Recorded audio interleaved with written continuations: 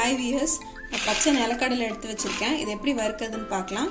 நம்ம இது வீட்டிலேயே நம்ம இந்த மாதிரி பச்சை நிலக்கடலை வாங்கிட்டோம் அப்படின்னா நம்மளே இது வறுத்து டேரெக்டாக நிறைய ரெசிபிஸ் செய்யலாம். சட்னி, கடலை மிட்டாய், நிறைய ரெசிபிஸ் நம்ம வந்து இதுலேருந்து செஞ்சுக்கலாம். இப்போ ஃபஸ்ட்டு வந்து ஒரு கடாய் வச்சுக்கலாம். கடாய் நான் ஆல்ரெடி ஹீட் பண்ணிட்டேன். இதில் வந்து நம்ம இந்த மாதிரி உப்பு எடுத்துக்கலாம். இந்த உப்பு வந்து நீங்கள் திருப்பி ரீயூஸ் பண்ணிக்கலாம். இது ஆல்ரெடி நான் வந்து யூஸ் பண்ண உப்பு தான்.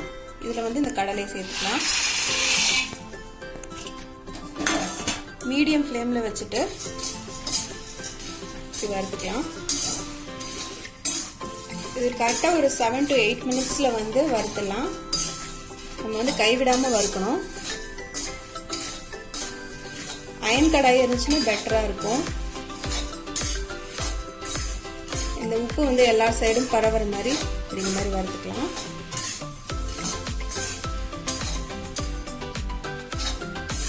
2 நிமிஷம் ஆயிருக்கு. கைவிடாமல் அப்படியே மாதிரி ஸ்லோவாக நீங்கள் வந்து வறுத்துட்டே இருக்கலாம். இது உப்புக்கு பதிலாக நீங்கள் இன்னொரு சாய்ஸ் என்ன அப்படின்னா மணல் யூஸ் பண்ணலாம். பட் ஆற்று மணல் தான் யூஸ் பண்ணணும். ஆற்று மணல் வாங்கி நம்ம க்ளீன் பண்ணணும். ஒரு தடவை கழுவி திருப்பியும் துணியில் வந்து காய வச்சு அதுக்கப்புறம் பண்ணணும். ஈஸியாக எல்லாருக்கும் கிடைக்காது. பட் இது உப்புனா பிரச்சனை இல்லை, நம்ம ஈஸியாக வாங்கிக்கலாம், ரீயூஸும் பண்ணிக்கலாம். அயன் கடாயில் பண்ணும்போது ஹீட் நல்லா வந்து ஈவனாக பரவும். ஏன்னா திக் பாட்டமாக இருக்கும். அதனால் நமக்கு இதான் வந்து பெஸ்ட் சாய்ஸு.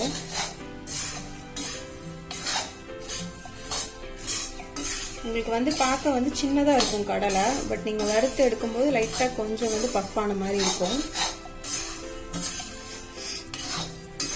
இன்னும் ஒரு 5 மினிட்ஸ் ஆகணும். இன்னும் ஒரு 2 மினிட்ஸ் வறுப்படணும். உங்களுக்கு சவுண்டு கேட்கும்னு நினைக்கிறேன். வறுபடுற ஸ்டேஜில் பார்த்தீங்கன்னா இந்த மாதிரி வந்து லைட்டாக வந்து வெடிக்கும். நம்ம வந்து மீடியம் ஃப்ளேமில் தான் வச்சுக்கணும். ஹையாக வச்சுட்டோம் அப்படின்னா தீஞ்சிரும் டக்குன்னு. வாயில் போட்டு பார்த்தீங்கன்னா சூடாக இருக்கும். ஒன்றே ஒன்று எடுத்து வாயில் போட்டு பார்த்தீங்கன்னா பச்சை வாசனை வரக்கூடாது. பச்சையாக இருந்துச்சுன்னா வறுப்படணும். பட் ஃபுல்லாக வறுப்பட்டதுக்கு அப்புறமும் அந்த அந்த வெடிக்கிற சத்தமெல்லாம் வந்ததுக்கு அப்புறமும் பார்த்தீங்கன்னா ஈரமாக இருக்கிற மாதிரி தான் இருக்கும். பட் நம்ம அந்த கலரை வச்சு கண்டுபிடிச்சிடலாம். ஒரு 2 மினிட்ஸ் நம்ம தட்டில் போட்டு ஆற விட்டதுக்கப்புறம் அது பார்த்தீங்கன்னா உங்களுக்கு அந்த கிறிஸ்பி வந்து டெக்ஸ்சர் வந்துடும். சவுண்டு கேட்கும்னு நினைக்கிறேன் உங்களுக்கு.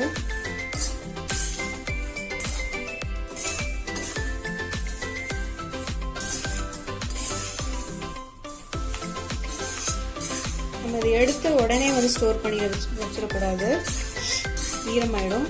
அந்த சூடு ஃபுல்லாக வந்து போனதுக்கு அப்புறம் தான் ஒரு கிளாஸ் பாட்டிலையோ வேறு ஏதாவது கண்டெய்னர்லையோ போட்டு வச்சுக்கலாம்.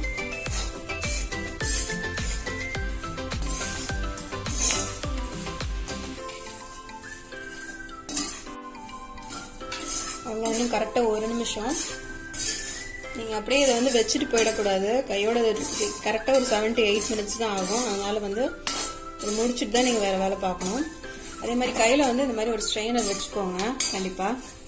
ஏன்னா உடனே நம்ம வந்து ஸ்ட்ரெயினர் இல்லைன்னா இந்த மாதிரி கரண்டி, பெரிய கரண்டி, வலை மாதிரி இருக்கிற கரண்டி இருந்தாலும் பரவாயில்ல.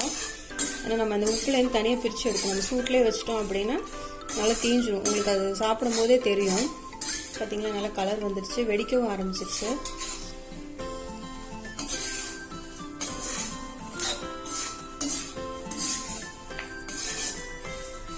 நல்லாவே வெடிக்கிற சத்தம் கேட்குது.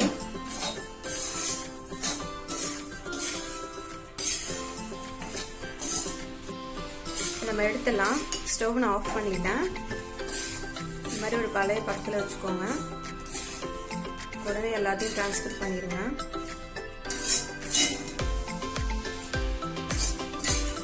உப்புலேயே நீங்கள் கொஞ்ச நேரம் வச்சுட்டிங்கன்னா 2 மினிட்ஸ் வச்சுட்டிங்கன்னா கூட கருத்துரும். இந்த கலரில் தான் இருக்கணும். ரொம்ப ப்ரௌன் ஆகிடக்கூடாது. ஒரு மாதிரி ரொம்ப டார்க் பிளாக்கிஷாக வந்துடக்கூடாது. ஆறுனதுக்கு அப்புறம் தான் தெரியும். கரெக்டாக ஒரு 3 மினிட்ஸ் விட்டுட்டிங்க அப்படின்னா ஆறிடுச்சுன்னா அப்படின்னா உங்களுக்கு அந்த டெக்ஸ்சர் தெரியும். சாப்பிடும்போது தெரியும் கரெக்டாக வறுப்பட்டிருக்கு இல்லை தீஞ்சு போயிருக்குன்றது அப்போ தான் தெரியும். நம்ம டைமிங் வச்சுக்கணும். நம்ம டேரெக்டாக போய் தெளிச்சிக்கலாம்.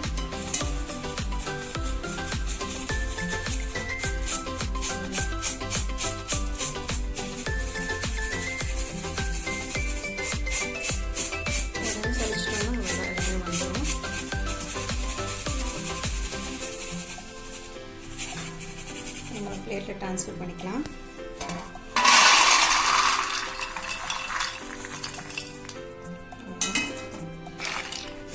சூடு இருக்கும். கரெக்டாக ஒரு 5 மினிட்ஸ் கழிச்சு பார்த்தீங்கன்னா ஆறிடும். நீங்கள் வாயில் போட்டு பார்த்தீங்கன்னா நல்லா கிறிஸ்பியாக இருக்கும். உங்களுக்கு நான் காமிக்கிறேன். இப்போ 10 மினிட்ஸ் ஆயிடுச்சு, நல்லா ஆறிடுச்சு. பார்த்தீங்களா, நல்லா அந்த தோலெலாம் ஈஸியாக வந்துடும். நான் கிறிஸ்பியாக இருக்கான்னு காமிக்கிறேன்.